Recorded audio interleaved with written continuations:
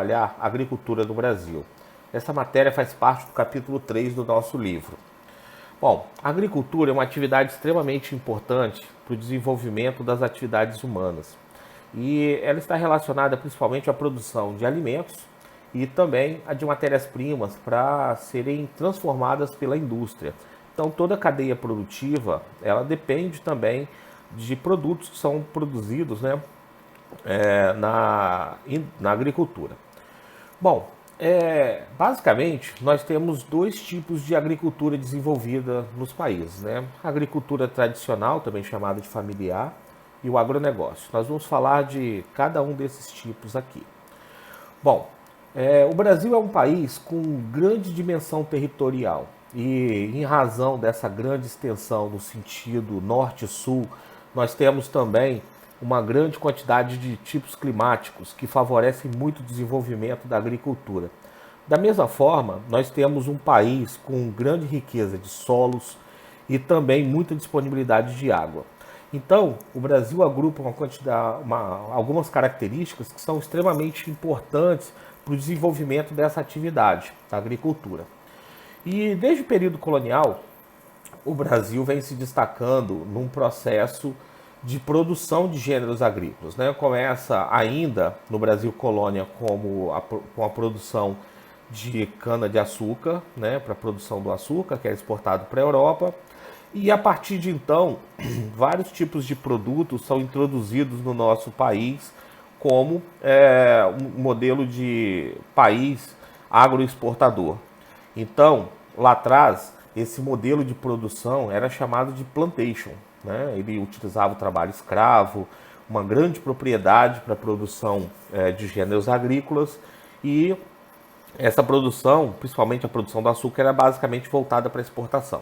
Ao longo do tempo, o Brasil vai se modernizar nesse processo de desenvolvimento da agricultura, né? Ao longo do tempo, nós vamos ter vários produtos sendo introduzidos, passando da cana-de-açúcar e até chegar a um dos principais produtos de exportação hoje, que é o café, né? A soja, o milho e outros produtos. Bom, a agricultura tradicional, ou também chamada de familiar, ela é praticada em pequenas propriedades. Não necessariamente essa agricultura é desenvolvida sem nenhum apoio técnico ou desenvolvimento de algum tipo de mecanização. Entretanto, é importante observar que essa agricultura ela tem uma presença muito grande de uma mão de obra familiar, né, da presença das pessoas com acesso direto à terra, né? Nas fotos aqui eu coloquei para vocês uma pessoa trabalhando com a enxada ainda, né? E talvez de forma bastante simples, tocando a terra, fazendo a colheita, tratando a terra, tratando a produção. E essa agricultura ela também é muito voltada para o consumo interno. Então nós temos aí milho, feijão, arroz, batata, os hortifrutigranjeiros que são comercializados para o consumo das grandes cidades do nosso país. Essa produção, ela é uma produção extremamente importante no Brasil. Ela tem uma característica de produção para alimentar essa população que vive nas cidades, né, de forma mais instantânea, mas também gera uma riqueza muito grande para o nosso país. Bom, a agricultura comercial a gente também chama de agronegócio. Essa agricultura, ela tem características um pouco diferentes da agricultura que nós chamamos lá de familiar. Ela tem uso intensivo de máquina, adubo, herbicida, sistemas de irrigação, sementes selecionadas, apoio técnico, né? A mão de obra utilizada, né, nesse modelo de produção é uma mão de obra muito qualificada e com grande apoio técnico. Ao mesmo tempo, esse modelo de produção ele recebe muito incentivo financeiro. E isso favorece o investimento em novas tecnologias, no processo de modernização das máquinas, que fazem com que a produção continuamente possa aumentar. E esse modelo ele também está intimamente ligado à indústria. Grande parte desses produtos aqui produzidos, né, depois eu vou destacar quais são esses gêneros produzidos aqui, eles são destinados ao mercado externo. Então nós temos grandes propriedades monocultoras voltadas para exportação, com trabalho assalariado, qualificado, e é um modelo extremamente importante para a composição do PIB no Brasil. Bom, coloquei aí, só para destacar para vocês, que existem campanhas, né, propagandas na televisão o tempo todo falando da importância da produção agrícola para o Brasil. A agricultura ela gera muita riqueza e é um setor que está em pleno desenvolvimento no Brasil. Então, esse tema que é destacado aí na TV brasileira, né, que o agro é tech, o agro é pop, o agro é tudo, é basicamente uma alusão a esse processo de desenvolvimento da agricultura baseado na alta tecnologia e na sua importância, né, para a economia do país. Bom, alguns setores são muito produtivos e têm grande destaque no Brasil. Eu coloquei essa imagem aí para destacar a produção de soja no Brasil, né? Ele destaca o estado de Mato Grosso com uma grande produção. A carne bovina, né? A gente vai falar um pouco de pecuária na segunda aula sobre o capítulo 3. A produção de café, onde o Brasil é o maior produtor de café do mundo, inclusive o Espírito Santo é o maior produtor de café Conilon do Brasil, né? E nós temos aí a cana-de-açúcar, que se iniciou lá no período colonial ainda, e até hoje é um produto de grande importância para a produção de açúcar, mas também de etanol e álcool. E o milho, que é um produto extremamente importante no Brasil também, com destaque aí para a produção do estado do Paraná. Bom, a produção no Brasil, a gente está falando aí do agronegócio, né? E a produção ela começa ainda na década de 50 com o que a gente chama de Revolução Verde. A Revolução Verde ela foi extremamente importante também para inserir novos modelos de técnicas que pudessem desenvolver a agricultura. Então, ainda na década de 40, década de 50, começaram a ser feitas pesquisas e investimentos em novas sementes selecionadas e depois sementes que nós chamamos hoje de transgênicas, insumos industriais como fertilizantes, agrotóxicos, o desenvolvimento de equipamentos específicos para auxiliar na agricultura, como caminhões, colheitadeiras, né? E sistemas de irrigação que foram sendo continuamente aperfeiçoados. É importante lembrar que a água é um elemento extremamente importante e valioso no processo de produção agrícola nos dias de hoje, né? Então, ter água significa ter a produção garantida. E nem sempre essa água é proveniente, né, da chuva. Muitas vezes essa água ela precisa ser estocada e precisa ser direcionada até o campo. Então, os sistemas de irrigação são extremamente importantes na agricultura hoje. E a partir da década de 90, principalmente, o Brasil começa a investir muito no processo de modernização da sua agricultura e se transforma nos países que mais produzem alimentos e matérias-primas do campo para o mundo. Bom, aí coloquei alguns dos principais produtos, né? O café, o Brasil é o primeiro produtor, também a cana-de-açúcar, laranja. O Brasil é o segundo maior produtor mundial de soja e quinto maior de cacau. O milho também é um produto importante na produção agrícola brasileira do nosso agronegócio.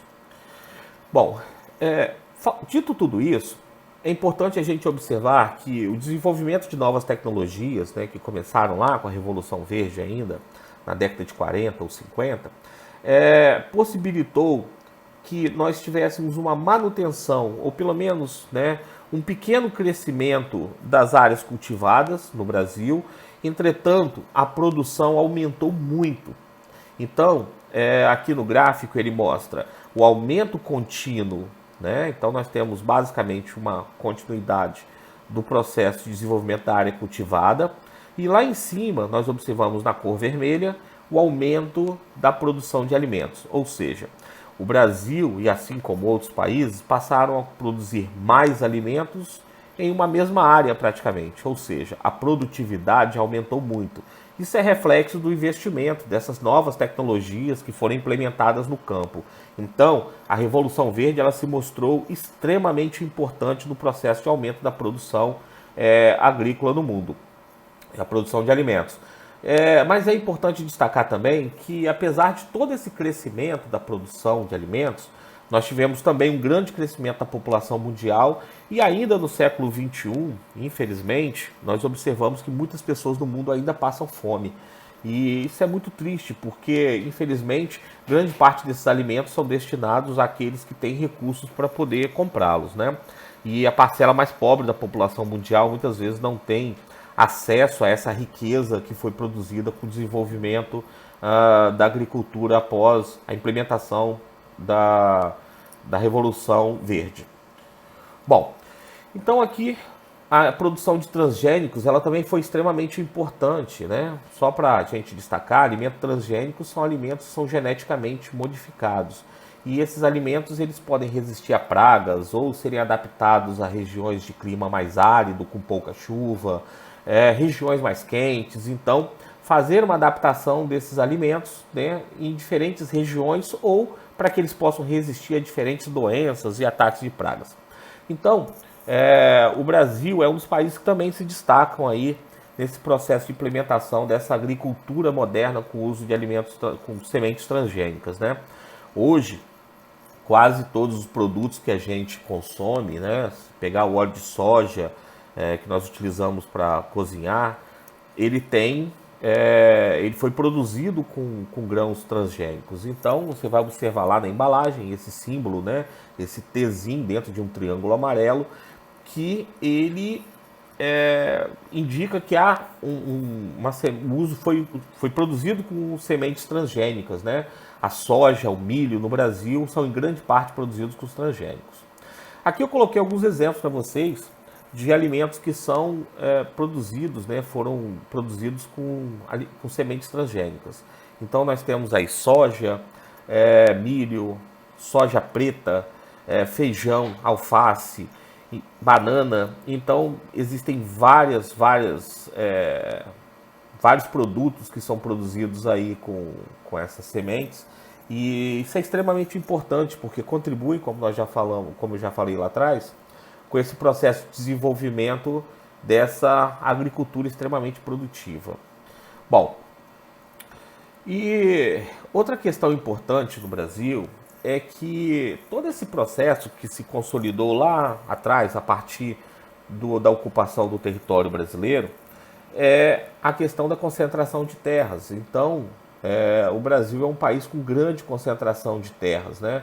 Isso significa que existem grandes propriedades monocultoras, mas essa grande extensão de terra dessas propriedades estão nas mãos de poucos fazendeiros ou de poucos grupos que exploram essa produção. Por outro lado, aquela agricultura familiar que nós falamos, que ela é policultora e também tem propriedades médias ou pequenas, nós temos um grande número de propriedades, entretanto essas fazendas ocupam uma pequena faixa de terra, ou quantidade de terras no Brasil.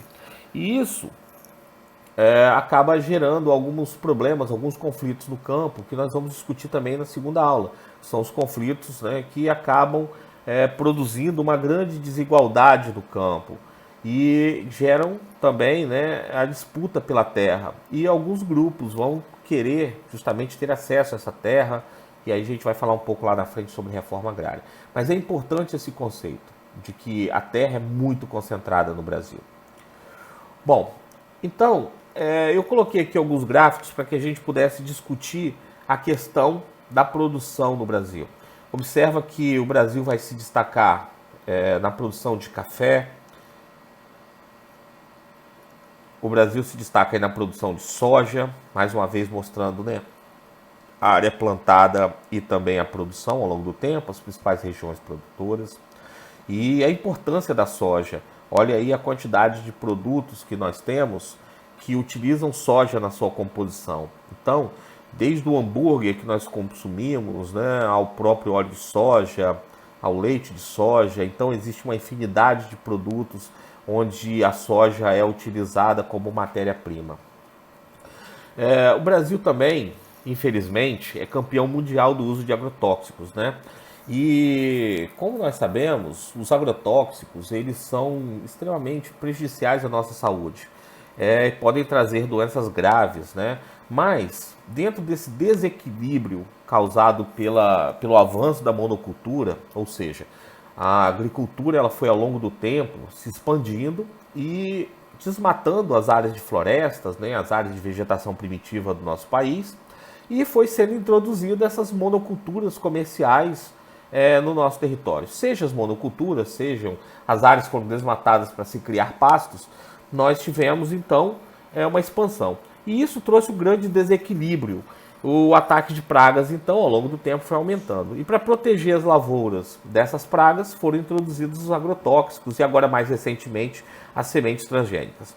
Então, mais recentemente também, muitos novos agrotóxicos foram sendo liberados no Brasil e isso foi trazendo também, gradativamente, um medo de doenças. Expande-se também no Brasil o que a gente chama de agricultura sustentável, né? Então, os alimentos que não recebem produtos químicos na sua produção, né? Eles estão presentes cada vez mais nas feiras, por exemplo, aqui no Brasil. Então, os alimentos orgânicos, né, eles são extremamente importantes, apesar da produção ser ainda menor, ser pequena, mas tem crescido muito a produção de alimentos orgânicos no Brasil. E isso é importante, porque são alimentos mais saudáveis, tá? Para que as pessoas possam consumir com mais tranquilidade, possam cuidar da sua saúde. Bom, então aqui eu mostro para vocês, né, algumas áreas de produção de alimentos orgânicos no Brasil. O Espírito Santo tem, na região serrana principalmente, áreas de produção de alimentos orgânicos. E como eu falei, isso é extremamente importante e tem crescido muito o acesso das pessoas à produção orgânica. Principalmente quando a gente fala sobre a questão do aumento da informação. As pessoas têm se informado mais sobre a produção de orgânicos e isso tem feito também o consumo subir no Brasil. Vou passar para vocês aqui uma reportagem pequena, só para a gente poder discutir um pouquinho e pensar um pouco sobre esse assunto. Na segunda reportagem da série Super Safra, nossos repórteres Roberto Kovalik e Thiago Capelli mostram o desafio de aumentar a produção sem desmatar as áreas de preservação e de como a tecnologia tem ajudado as lavouras brasileiras. O que ajuda a lavoura a crescer vem do céu e não é só a chuva. Os drones fazem aquelas imagens espetaculares porque conseguem chegar onde é quase impossível, como no meio de uma lavoura sem pisar em nenhum pé de soja. Os drones são orientados por GPS, o sistema de posicionamento global por satélite. Usam sensores de luz infravermelha para fazer um raio-x das plantas e descobrir doenças no lugar exato da lavoura. Em vez da mão calejada pela enxada, a agricultora agora precisa de sensibilidade nos dedos. Por isso, o Serviço Nacional de Aprendizagem Rural criou o curso de piloto de drone. Eu quero utilizar essa tecnologia, que é a questão de imagens, para a gente verificar a questão de pragas, questão de fertilidade do solo, mancha de solo. A gente consegue agir em tempo ainda de reverter, de repente, um possível problema. Tem gente que sonha dirigir veículos caros, pois eu estou pilotando um que custa R$1,5 milhão. Você pode pensar que é um risco. Eu sou um cara da cidade, nunca fiz isso na vida, mas é que o piloto é muito bom. Eu estou falando do piloto automático. Eu não estou fazendo nada. A máquina funciona sozinha. Um equipamento caro como esse tem que ser inteligente. É como um carro de luxo, ar-condicionado, rádio, frigobar e painel touchscreen. Controle da colheita na ponta dos dedos. Isso aqui eu me refiro como se fosse uma verdadeira indústria ambulante. Ela é capaz, durante o movimento dela, cortar o pé de soja, recolher, colocar nessas esteiras, passar para dentro da máquina, separar a vagem, todo o material de soja do grão, colocar em cima do graneleiro e jogar para cima de um caminhão, e fornecendo informações como quantidade e o local de onde ela retirou essa soja. Tudo é medido e calculado para que cada planta produza mais e não haja desperdício. É a chamada agricultura de precisão. O drone mostra do alto uma plantação milimetricamente perfeita, resultado de tecnologia e conhecimento, em grande parte desenvolvido pela Embrapa, uma empresa pública criada há mais de 40 anos. A empresa foi responsável por desenvolver sementes adaptadas ao nosso clima e transformar em produtivo o solo do Cerrado, considerado pobre. No Rio Grande do Sul, a produtividade também aumentou.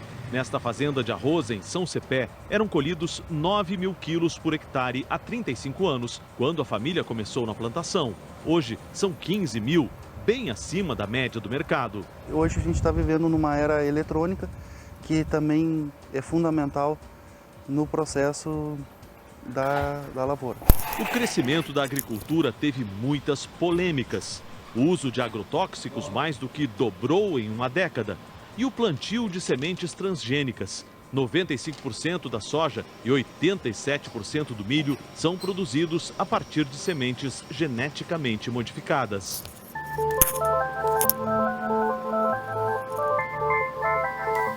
De um lado, a agricultura e a pecuária. Do outro, essa área mais escura, a mata nativa. Uma vizinhança cheia de conflitos. Conforme a fronteira agrícola avançou, a floresta perdeu terreno.